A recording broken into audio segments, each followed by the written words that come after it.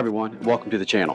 Today guys, I'm going to be doing something a little different. I wanted to show you guys is how to replace a battery in a 2011 Mazda CX-9 Grand Touring key fob. Now since I had to do this, I thought this would be the best time to show it on camera how to replace this for anyone who might have the same problem, and I'm sure this method applies to a lot of key fobs. What you'll need, of course, is your key fob. I use a small screwdriver, and believe it or not, my fingernails, but it works. You just need a flat head screwdriver. You can also use a plastic knife or a plastic pry tool if you have one, and a replacement battery. And for this key fob, it takes a Sony CR2025 3-volt lithium battery. And this poor key fob is done. No lights. Usually shows up right there, nothing. So the first thing you want to do is, I'm not sure if you are aware of this, but a lot of key fobs do have the actual key in case the battery dies on you and you're someplace. It's this little lever right here. I can use my fingernail and it pulls, or if you need to, you can use your pry tool, whatever pry tool you're using. Just push it this direction and the key will release. And there's the key to the Mazda. So I'm going to put that aside for right now. I don't need it. Just put it right there. Now, the secret to this is pretty simple, but they've given you some small notches on the inside of your key fob. Right here and right here. And all you have to do is put your pry tool right there, pry it up a little bit, and it'll separate. What I usually do is once I pry this up and I get the separation on this side, I usually take my fingernail down it and pop it open. But you could do the same thing with your pry tool or your plastic tool, whatever you're using. So what I do is I put it in, I twist, and it'll release. Right there. See that little release? I haven't done this in a while because everything's been good.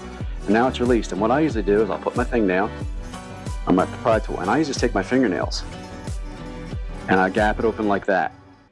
And once I've gapped it open on one side and put a little pressure, what I do is I push the key fob this way and it'll release on these hooks on the other side.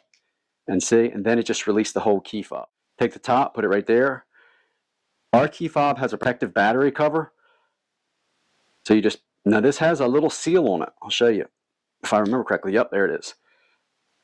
It has a little rubber seal right there. Rubber seal, not rubble. And you can take it out and put it on there if you want. Put it back on the cap. I just make sure mine's usually in the groove. And then remove your old battery. Make sure you don't put your old battery back in. Put it over there. Take your new battery, positive side towards you. It'll be self-explanatory.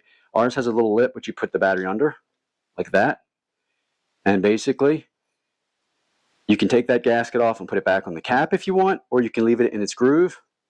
Put the cap back on, push tight the seal, and then take your cover, place it back over. Once you get it lined up, just squeeze. Go all around it. Make sure all your edges are tight.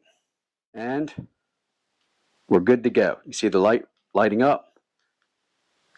I'm hoping you can see that. I'll point. Let me point with this edge. And you can see right there my little red light is now working. So that means the key fob has a new battery and will now work. Take the key, turn it over. The little hole is inside there so it lines up with the key. Push it in and you're good to go.